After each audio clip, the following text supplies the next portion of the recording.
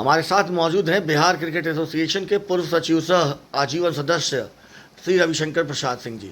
आइए बात करते हैं रविशंकर प्रसाद जी से बिहार क्रिकेट संघ में हो रहे विवाद को लेकर, बिहार क्रिकेट के चुनाव जो घोषणा हुई है चुनाव को लेकर, और बिहार क्रिकेट में अभी एक समाचार पत्र में जो छपा है उसमें धज्जी उड़ा दी है उसने बिहार क्रिकेट की। कहीं ना कुछ आग लगी थी और सुलग कर बाहर आई है। शायद यही वजह है कि समाचार पत्र में बहुत कुछ लिखा गया है। सर, आपका स्वागत है। धन्यवाद सर, सबसे पहले बात करते हैं, समाचार पत्र के माध्यम से बहुत कुछ देखने और जानने को मिला है, आपने भी पढ़ा होगा, क्या कहना चाहेंगे? हमने भी देखा है कि देखा क्या है, हम लोग तो बहुत दिनों से जान रहे हैं और कहते भी आ रहे हैं। जो आज बिहार क्रिकेट संघ में भ्रष्टाचार व्याप्त है, पैसा लेकर के खिलाड़ियों को खिलाने का जो प्रचलन चल चुका है, ये किसी से छुपा हुआ नहीं है। सर, बात करते हैं चुनाव की घोषणा हो चुकी है और आने वाले आगामी 28 तारीख को चुनाव होने वाला है। इस पे आपकी प्रतिक्रिया जाननी चाहिए।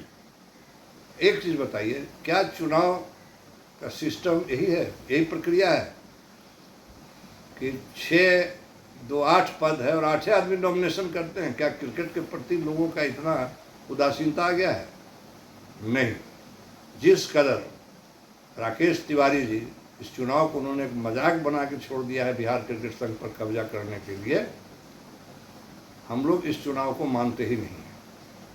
सर, आए दिन बिहार क्रिकेट में विवाद और विवाद, सिर्फ विवाद में ही घिरी रहेगी बिहार क्रिकेट? विवाद होगा नहीं, विवाद तो होगा ही।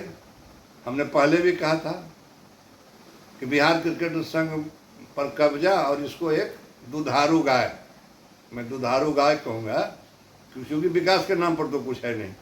विगत 6 वर्षों में कहीं एक छोटा सा ग्राउंड भी नहीं बन सका जहाँ बच्चे लोग खेल सकें, इसलिए। और कब्जा करने की बात थी, कभी कंपनी एक्ट, बाद में उन्होंने क्या किया, अपने बेटे को अध्यक्ष बना दिया सिवान से ला करके, जबकि सिवान के चुनाव के दिन इनका बेटा वहाँ उपस्थित भी नहीं था। तो क्या नॉमिनेशन किसी दूसरे आदमी ने कर दिया? इसे साफ जाहिर होता है कि 6 साल तो कम से कम बेटा हमारा रहेगा ही। उसके बाद फिर कूलिंग पीरियड में वो जाएगा तो हम आ जाएंगे, फिर उसको ले आवेंगे। तो जब पिताजी ने इतना विकास कर दिया तो बेटा कितना विकास करेगा? और जितने कमेटी के लोग हैं, जिस भी जिला के लोग हैं, वो अभी तक तो अपने जिला में खेल तक नहीं कराते हैं।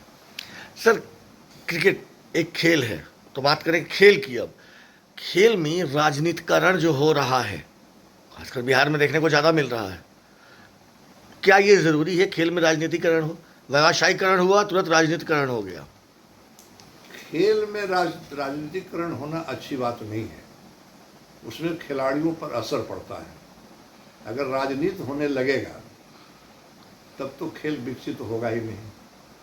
खेल एकदम स्वच्छ इंडिपेंडेंट, उसको रहने दीजिए, राजनीति से इसको दूर रखिए। हाँ, राजनीति जो कर रहे हैं लोग खेल में आके अपना चेहरा चमकाने के लिए, ये राजनीति वो कर रहे हैं कि लोग जाने कि हम इस स्टेट के अध्यक्ष हैं और हम जो चाहते हैं वही करते हैं। सर, भारतीय जनता पार्टी के मुखिया प्रधानमंत्री जी की बात कर रहा हूँ मैं, खेलो इंडिया और बहुत सारे खेल करा रहे हैं। साथ ही साथ बिहार के मुखिया नीतीश कुमार जी खेलो इंडिया, एशिया हॉकी, वर्ल्ड से पेटाकर और बहुत सारे खेल हो रहे हैं। तो क्या ये दोनों सरकार क्रिकेट के प्रति उदासीन है?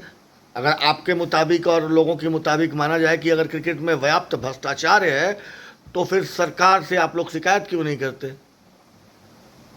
क्रिकेट में व्याप्त भ्रष्टाचार है पूरे हिंदुस्तान में, ये तो मैं नहीं कह सकता, लेकिन बिहार में है। और अगर बिहार में भ्रष्टाचार है तो निश्चित तौर पर उन लोगों को ध्यान देना चाहिए। अगर ध्यान नहीं देते हैं तो ये हमारे समझ से मुनासिब नहीं है, क्योंकि जिस व्यक्ति के ऊपर आरोप लगे हैं, जांच चल रहा है, फिर भी लोग ध्यान नहीं दे पा रहे हैं। ये हम लोग के समझ से खिलाड़ियों के प्रति, जो खिलाड़ी हम लोग सोच रहे हैं कि क्यों ऐसा किया जा रहा है, मैं तो निवेदन करूंगा कि इस पर लोग संज्ञान ले। तो सर, जो चुनाव है आगामी 28 तारीख के हो तो निर्विरोध हो, फिर जीतेंगे? जीतेंगे क्या? वो तो कहा ना, चुनाव क्या है ये? हम लोग इस चुनाव को, ऐसे चुनाव होता है क्या? पहले तो जिला में आपने चुनाव करा दिया, बंद कमरे में 5-5 आदमी का नॉमिनेशन भर के फोटो खिंचवा दिया। ऐसे चुनाव थोड़ी होता है। चुनाव जब भी होता है, चुनाव 19 में हुआ तो उसका चुनाव हो ही नहीं रहा है। अब जब बाप बेटा को बैठा देगा, बेटा फिर बाप को बैठा देगा, जो शंकर देव चौधरी अपनी बेटी को बैठा देंगे। जो क्रिकेट का विकास कितना कि मुंगेर वहाँ के खिलाड़ियों से पूछ लीजिए जा करके। धन्यवाद सर। एक बार फिर रविशंकर प्रसाद ने अपने बागी तेवर दिखाए हैं। उन्होंने कहा है कि पिता अपने पुत्र को लाता है, पिता अपने पुत्री को लाता है। कहीं ना कहीं ये आप परिवारवाद कह सकते हैं। जिस परिवारवाद का विरोध भाजपा कर रही है, भाजपा के एक कद्दावर नेता पे ये सघन एक इल्ज़ाम लगाया गया है कि वो परिवारवाद ही कर रहे हैं। बहरहाल क्या होता है ये भविष्य में छिपा हुआ है, ये आगे में देखेंगे। तब तक आप बात कर रहे थे रविशंकर प्रसाद जी से। धन्यवाद।